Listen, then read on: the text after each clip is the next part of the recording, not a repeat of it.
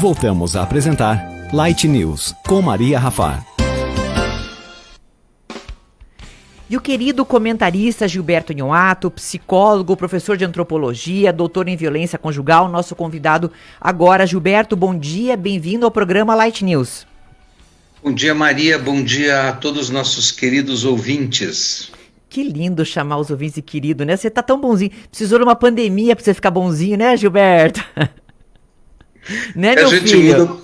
A gente muda por necessidade, Maria. Exato, olha, tá fofo, querido. Querendo abraçar as pessoas, mentira, não vai estar nunca. Não, eu já conheço. Mesmo fora da pandemia, não. Exato.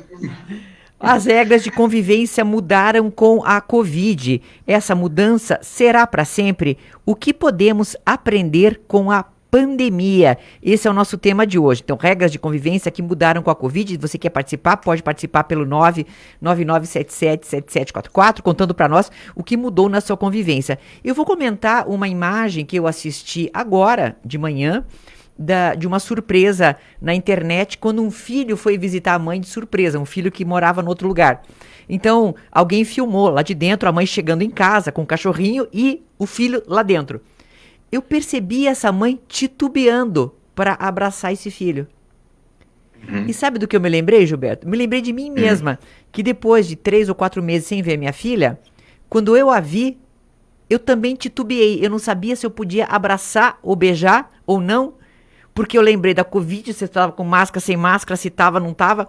E aí eu fiquei na dúvida do que fazer. Então, eu queria começar talvez com isso, com as nossas manifestações de carinho, ou como você preferir começar, né, Gilberto? Mas vamos incluir um pouco essas questões das nossas regras de convivência também nas manifestações carinhosas ou ultra carinhosas de outras pessoas, não? Pois é, esse é um dos pontos que divide o brasileiro, né, em função de sermos profundamente afetivos, né, nossas emoções estão sempre na frente da nossa razão. Esse é um dos problemas que nos identifica, nos qualifica como bons cuidadores, né, como família, uma sociedade tremendamente familiar, valoriza as relações de amizade, de afeto.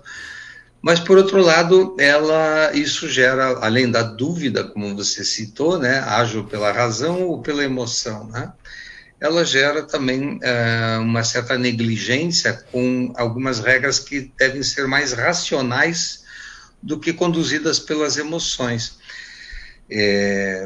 Então, nós ficamos divididos aí entre a razão e a emoção, numa sociedade profundamente emocional, né, que oscila muito com isso e considera bastante essa ideia da presença pessoal. Veja que essa ideia do contato físico, da presença pessoal, ela de um lado, essas novas formas de relação, eu acho que esse é um ponto positivo a respeito dessa exigência personalista, né?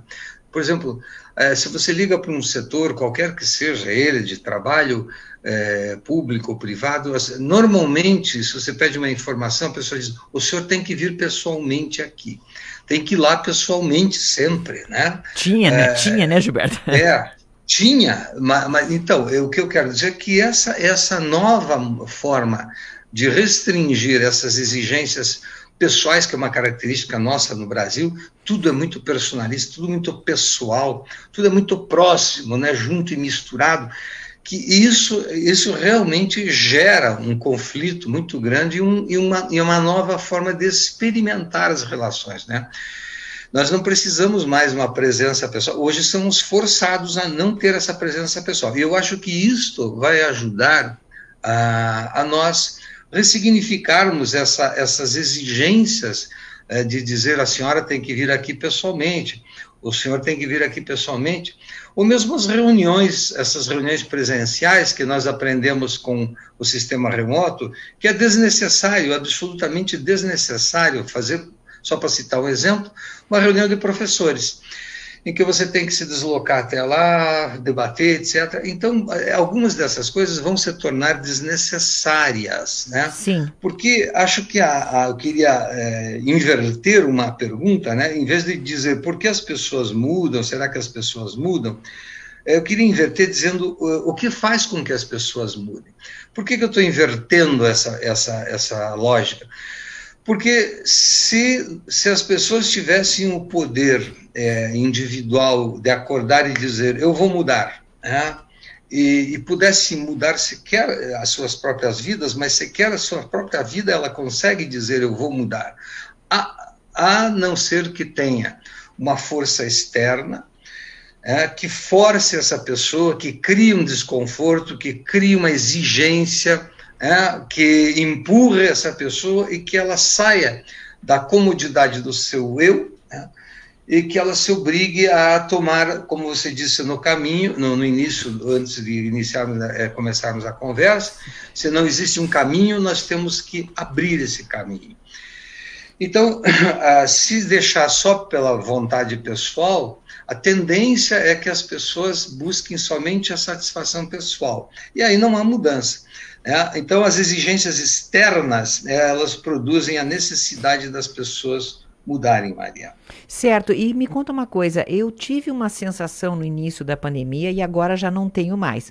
Eu pensava, puxa, as pessoas não se dão conta de como é perigoso estar em público e não quererão mais estar em público. E eu estou enganada, redondamente enganada, porque as pessoas estão loucas para estar em público de novo. E quando houver o próximo show em Curitiba, aí, de 20 mil pessoas lá em Pinhais, vai encher, com certeza. Então, a percepção também de risco e de perigo é o que nos segura algumas vezes. Mas nós precisamos, eu acho, para sobrevivermos, ignorar alguns riscos, não, Gilberto? Exato, o jogo sempre é contraditório, né? De um lado a gente precisa vencer o risco, para que a gente dê um passo além daquilo que sempre fomos. Nós precisamos de ousadia, precisamos de proatividade, precisamos de iniciativa, de autonomia, de autocontrole, para arriscar um pouco, um risco calculado. E, por outro lado, o perigo do risco serve para que a gente se proteja. Veja que como isso é tão forte e como a tendência, Maria, individual é muito mais forte, né? A tendência, não digo que a tendência vença, a tendência individual, a tendência de satisfazer as suas próprias necessidades, ela é maior do que a tendência de satisfazer a coletividade. Eu sempre digo que a ambição é maior que a solidariedade, especialmente numa sociedade profundamente individualizada. Veja, vamos pegar o exemplo da Europa. A Europa teve a Guerra dos 100 anos, Guerra dos 30 anos, foi destruída, houve miséria, teve peste negra, teve pandemia. A Europa foi destruída, passou pela Primeira Guerra Mundial, pela Segunda Guerra Mundial. O europeu, então, não deveria ter aprendido, né, que é necessário essas mudanças, etc. No entanto, nós vemos lá situações na Europa muito parecidas com a nossa, pessoas que querem ir ao público, pessoas que, mesmo sabendo dos riscos, elas vão. A tendência é que o indivíduo busque a realização das suas satisfações em primeiro lugar, e em segundo lugar, a relação com a coletividade. Então, é sempre um jogo de conflito. Isso está lá no mito de Antígona, do Sófocles, em 400 anos antes de Cristo. Depois, se nós lermos as maravilhosas obras que você já leu, do Dostoiévski, Irmãos Karamazov, sim. Nós vemos, e na pandemia, nós vemos o mesmo princípio, o conflito do individual com o coletivo, né? O conflito das exigências do mundo, o que você deve fazer com a minha necessidade de realizar, de quebrar regras, de burlar algumas leis e de buscar a satisfação da realização pessoal, a satisfação psíquica ou física, né? Então, há sempre esse conflito, mesmo nas sociedades, como eu citei, na Europa, que já deveriam ter aprendido, mas o problema que é mudar as crenças e valores, Maria, é um processo secular, milenar, né, que às vezes algumas coisas, inclusive, não mudam, Maria. Essa coisa do individual, do coletivo, me lembra a galinha da minha avó. Lá na Guerra Civil da Espanha, quando a carestia era gigantesca, já que você falou Sim. você falou de guerras na Europa, eu me lembrei, né? Então, na Guerra Civil da Espanha, eu estou falando de 1937, provavelmente isso aconteceu. Isso é minha avó paterna. A família, morando numa cidade do interior, tinha alguns animais. E o irmão prometeu uma galinha para ela. Disse, ó, né, quando chegar a hora de matar essa galinha, eu vou dar essa galinha para você. Beleza. Só que a galinha morreu de doença. Mas como naquela época todo mundo duvidava de todo mundo, irmão duvidava de irmão, esse irmão que prometeu a galinha, levou a galinha morta, doente. Levou para minha avó, para provar. Olha, tua galinha morreu, por isso que eu não vou dar ela para você, né? E a minha avó pegou a galinha e sabe o que ela fez? Vendeu. E não contou que ela estava doente. Minha avó vendeu a galinha que morreu doente para uma outra, para um incauto, provavelmente, né? Porque naquela época era assim, era questão de sobrevivência, tal. Não estou justificando um ato que foi inadequado, né? Mesmo porque eu só soube disso quando ela já era bem velhinha, que ela me contou. Então vamos combinar que agora não é hora de ficar discutindo o que aconteceu em 1936, mas enfim, 37. Mas foi isso que a minha avó fez. Talvez, se a gente não estivesse tão no osso, né, tão assim, como agora, na pandemia, né, tão assim, no limite das privações, né, talvez o irmão tivesse dito, olha, a tua galinha morreu, que pena, então tá, outro dia, quando nascer outro pintinho, você me dá. Não, ele mostrou para provar, e ela pega e ainda vende para outro porque precisava do dinheiro. Ou seja, a gente é capaz de fazer coisas que são bastante individualistas e sempre assim, em contraposição ao que é o coletivo. Porque, claro, uma galinha doente, vamos combinar, não devia nem ter saído da onde estava, certo? Se ela morreu de doença, era para ter sido incinerada, queimada e acabou, né? Então, essa é a tendência, né? Se você analisar o comportamento de uma criança, isso já vem em parte da nossa filogênese, né? A tendência é a preservação e a segurança do nosso corpo físico, da materialidade em primeiro lugar. Uma criança, ela busca primeiro a segurança física, né? Agarrar-se ao seu cuidador, à sua cuidadora. Depois que ela vai se desenvolvendo, ela continua buscando daí uma satisfação, já não uma proteção física, mas uma satisfação dos recursos psíquicos. Ela quer tudo para ela. A criança não se satisfaz com metade, ela quer tudo. E a nossa tendência, se não houver um controle social, se não houver uma coerção social, se não houver uma repressão social, nos termos de Freud, do Emile Durkheim, seja quem for, né? A tendência é o indivíduo buscar a sua realização pessoal. Então, não há, por isso aqui, lembrando aos curitibanos, que o Dr. Febvre, a rua Dr. Vulga, Dr. Febvre, o Jean-Maurice Febvre, era um médico, um filósofo, um político francês, né, que veio para o Brasil e criou a colônia Teresa Cristina, aqui no Vale do Ivaí, perto de Prudentópolis, aquela região ali. No século XIX, ele trouxe 63 franceses, depois conseguiu mais 100 brasileiros. E o que era isso? Uma colônia anarquista. Era a colônia onde a ideia do anarquismo não há controle social, cada um tenta realizar uma relação de mediação entre as forças do indivíduo e as forças das exigências coletivas. Então, ele esperava que a força do indivíduo suas ambições pudessem ser diluídas com a conscientização coletiva. Isso não aconteceu lá em nenhuma colônia anarquista do planeta.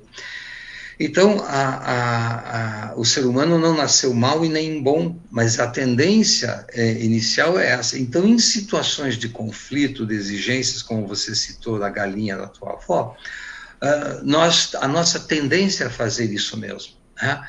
Então, é importante que haja essa presença do controle social e que dê em troca, porque ninguém está falando aqui de ditadura, não, né? Nós estamos falando de um controle de reciprocidades. As pessoas somente mudam se elas tiverem em troca, né, uma satisfação. Se elas tiverem uma vacina, se elas tiverem trabalho, se elas tiverem segurança, se elas tiverem saúde, portanto, há então uma reciprocidade, né? Aí os indivíduos em troca, eles passam a ser um pouco mais colaboradores e mesmo assim é necessário uma certa coerção, sim, Maria. Então, dado o indivíduo a sua liberdade, né, ele volta a agir com uma satisfação pessoal. Certo. Aliás, a pergunta é essa, né? O que faria o indivíduo com a sua liberdade? E Gilberto, me conta uma coisa, então nada muda, é apenas uma circunstância aquela que nos leva a ser tão empáticos e pensar tanto no coletivo, é isso mais ou menos? Isso, essas mudanças, elas ocorrem quando o indivíduo sente que ele está perante um perigo, né, e que ele se obriga a mudar de atitude. Uma grande pandemia, ela força algumas mudanças, mas se na continuidade não houver um processo que mantenha esta nova forma de ser, o sujeito retorna ao seu estado original. Assim é o nosso movimento político. Se observe essas oscilações políticas que vão de extrema esquerda para extrema direita, que ocorrem em todo o mundo, é assim. Se aqueles que prometem realizar as coisas na sua política não cumprem, o eleitor faz o quê? Ele volta a buscar no passado aqueles que estiveram lá, e que dão a garantia dele. Essa é a nossa tendência. Então, é claro que algumas coisas mudam, mas quero dizer que isso não depende da boa vontade das pessoas, não. E se deixarmos as pessoas tomarem as decisões que elas querem, você mesma percebeu que todos desejam sair por aí, né? E por isso que o problema da pandemia está aumentando. Então, é necessário que haja. Infelizmente, a situação ela é atípica. Então, nós não temos que pensar se isso é constitucional ou inconstitucional, exige-se atitudes um pouco mais drásticas, infelizmente, Maria. Gilberto, obrigada por estar conosco. Esperemos que daqui a um ano, dia 9 de dezembro de 2020, estejamos todos vivos e sem máscara aqui no estúdio, tá bom? Esperemos que o Norbert Elias tenha razão, que o ser humano ele se move pelo medo, mas também pela esperança, Maria. Tá joia, Gilberto. Obrigada por estar conosco. Até breve. Um abraço. Tchau. Obrigada, Gilberto. Tchau.